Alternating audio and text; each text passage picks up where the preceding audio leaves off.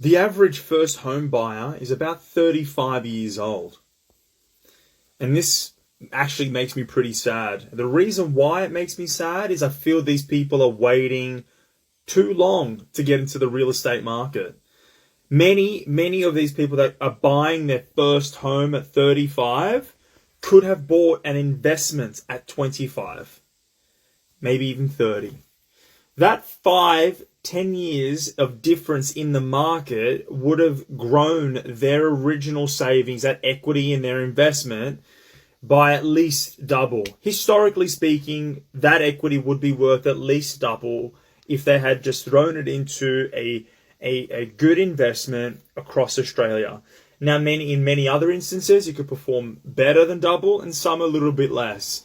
But the real narrative, the real story here is that people are waiting too long to get into the property market, and they're buying homes at 35 that they're not 100% satisfied with anyways. There's this disillusionment that you've got to wait, save, and buy your dream home that isn't really your dream home. It's in an area that you're not 100% happy with.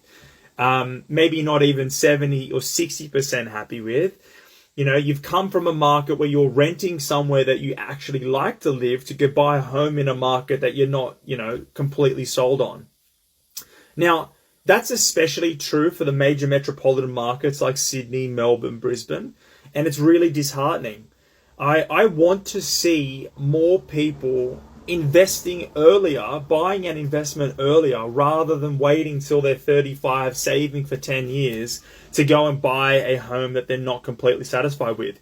You can go and rent-vest is the message. Go and rent in a market that you're very happy living in, and then go and buy a home, or go and buy an investment you can go on that you can actually afford. Get an investment that's going to pay you rent.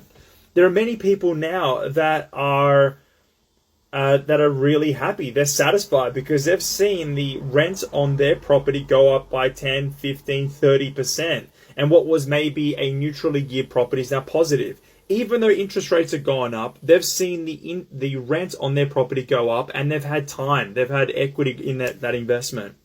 So it's a little bit of a rant today, and it's just a message to you, the person out there that's waiting, sitting on the fence and thinking about saving for another 3, 5, 7 years before you can go and buy your own home.